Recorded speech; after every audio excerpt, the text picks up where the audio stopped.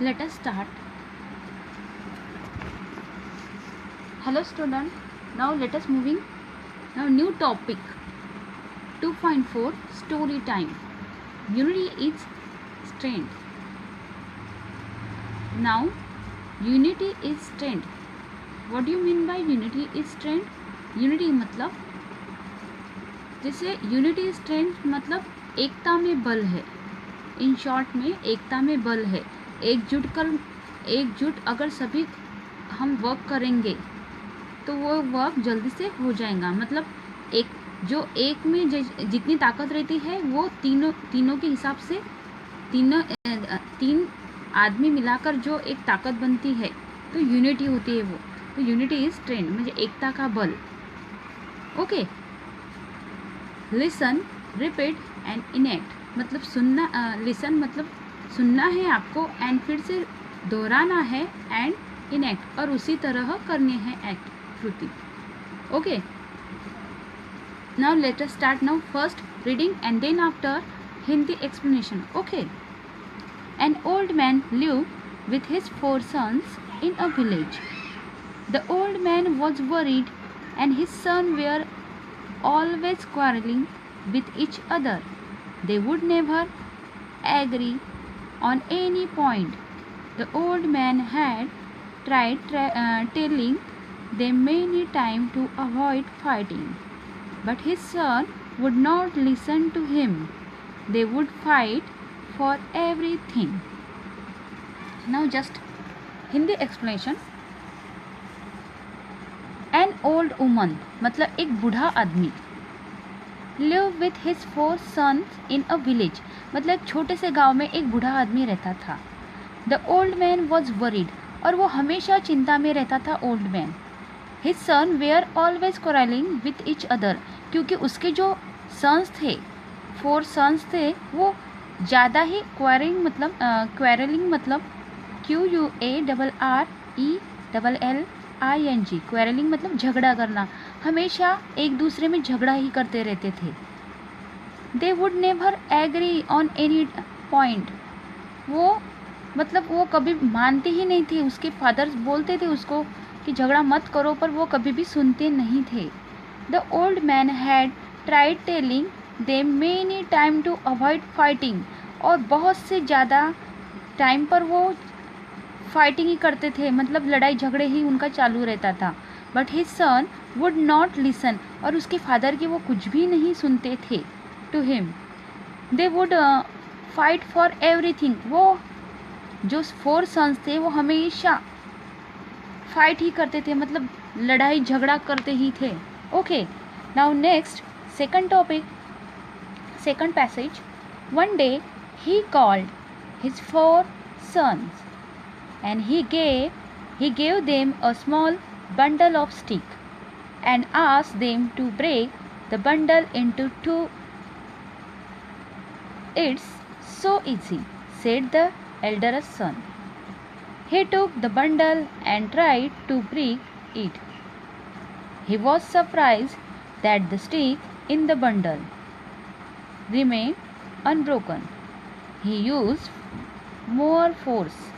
He tried again and again, but the bundle of stick did not break. He gave up. Then his brother tried to break the bundle of stick. They tried hard, but they too could not succeed. देखो यहाँ second passage में ये कहा है कि one day मतलब एक दिन क्या हुआ. ही कॉल्ड हिज 4 सन मतलब उसके जो फादर है ना ओल्ड मैन उसने ये 4 ही जो उसके बच्चे थे लड़के थे उन लड़कों से क्या कहा. 4 ही लड़कों से he gave them a small bundle of stick मतलब उसने क्या किया एक छोटा सा बंडल ऑफ स्टिक मतलब काठी के जो बंडल रहता है ना वो छोटा वाला उस चारों के हाथ में दे दिया. तो and asked them to break the bundle into 2 और उसने कहा कि ये जो लो लकड़ी और उसके 2 भाग कर दिखाओ. फिर इट्स सो ईजी वो क्या बोल रहे बहुत ही ईजी है ये. सेड द एल्डरस्ट सन बड़े वाले लड़के ने कहा बहुत ही ईजी काम है ये. तो ही took the bundle and try to break it तो उसने ट्राई किया बट वो उससे हुआ क्या. No He was surprised that the stick in the bundle remained unbroken. मतलब वो जो स्टिक दी थी वो मुड़ ही नहीं रही थी, टूटी नहीं रही थी. तो he used more force. उसने जोर और से जोर लगाया. And he tried again and again. फिर से वही दोबारा उसने जोर लगाकर वो तोड़ने की कोशिश की. But the bundle of stick did not break. और वो बंडल नहीं टूटा. He gave up. फिर उसने दिया.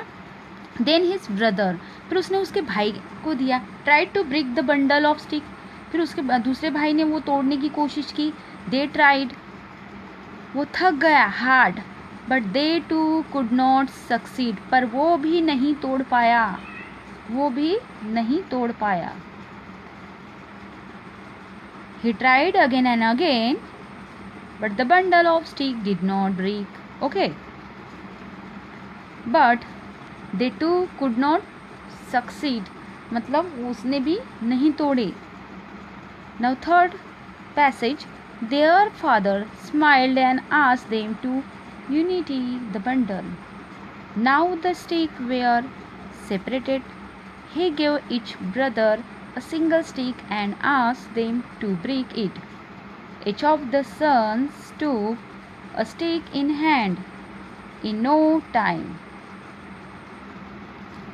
the sticks were bent and broken. उसके फादर ने क्या कहा? Their father smiled. उसके फादर हंसने लगे.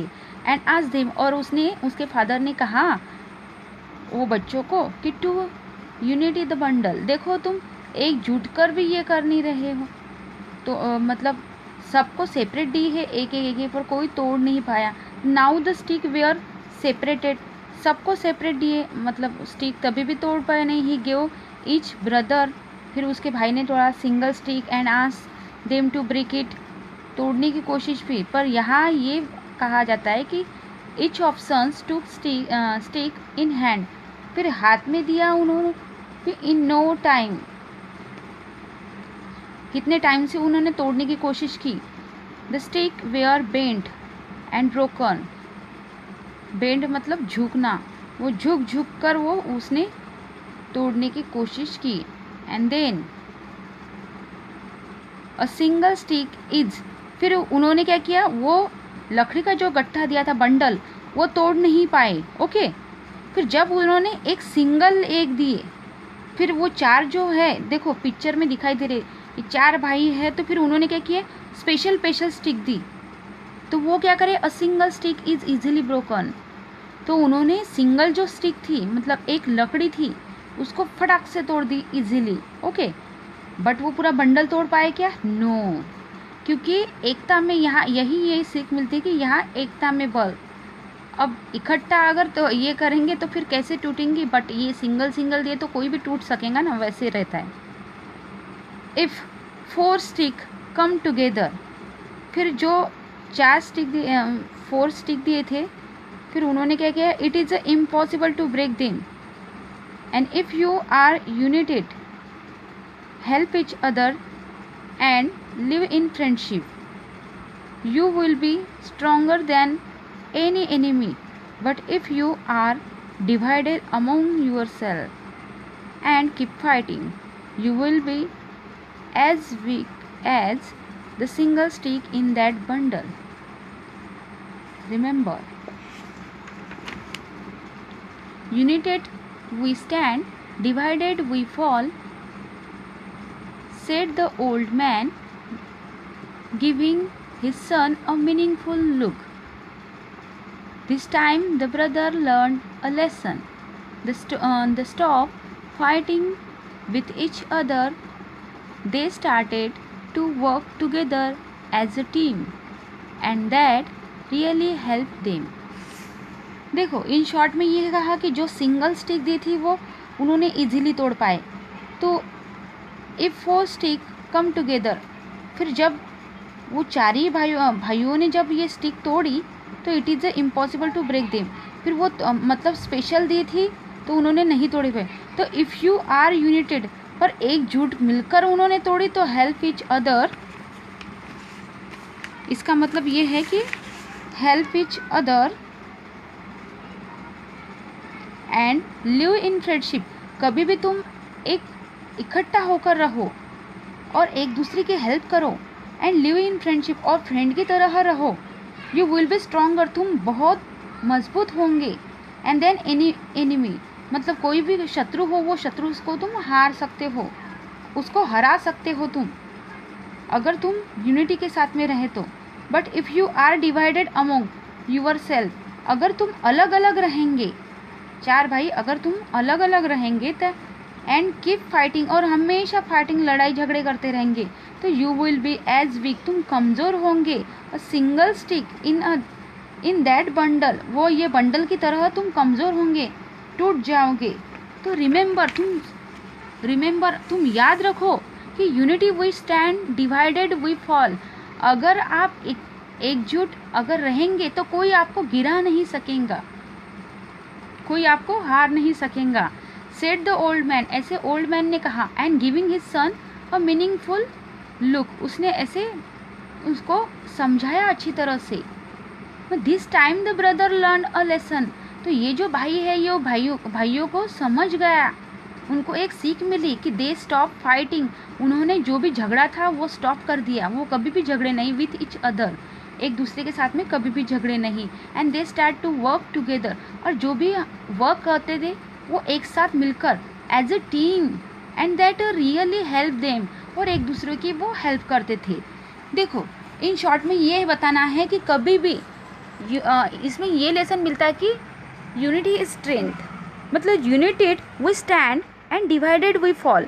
अगर हम खड़े रहे यूनिटी के साथ में तो कभी भी गिरेंगे नहीं, मतलब यूनिटी में जो इतना बल रहता है वो किसी में नहीं रहता है, इसलिए हमेशा एक दूसरे की हेल्प करनी चाहिए, फ्रेंड की तरह रहनी चाहिए। उसके पिताजी ने उसको ये समझाया था, तो कभी भी झगड़ा नहीं करना चाहिए। ओके, अगर यूनिटी के साथ में कहेंगे तो कोई भी अगर कोई भी कठिन से कठिन जो भी वर्क है वो इजीली हो जाता है। और दूसरी बात रहे कोई भी अगर बड़ी समस्या आई तो चार के बल से वो समस्या सुलझ जाती है। तो मतलब इसलिए कहा है कि एकता में बल, अगर अकेला सोचेगा तो वो इतना सोच कर वो परेशान हो जाएगा, पर ये चार जनों ने वही टॉपिक पर अगर सोचा तो फटाक से आंसर मिल जाएगा। मतलब इसलिए कहा था कि यूनिटी इज स्ट्रेंथ, मतलब यूनिटी में बल है, मतलब एकता में बल है। ओके, तो ये टुडे नाउ आज की स्टोरी टाइम में मैंने आपको टीच कर दी। सो लिसन एवरीवन, आपको क्या करना है, फाइंड द हार्ड वर्क, आपको हार्ड वर्क सर्च करना है। मतलब आप हार्ड वर्क अगर सर्च करेंगे तो आपको इजीली जो भी हार्ड वर्क होंगे तो उसकी प्रैक्टिस करो in the notebook, and then after read try again daily. आप रीड करेंगे तो आपको इमिजिएटली वो आपका जो भी मतलब हार्ड रहेगा वो वर्ड आपका इजी हो जाएगा अगर डेली रीडिंग करेंगे तो।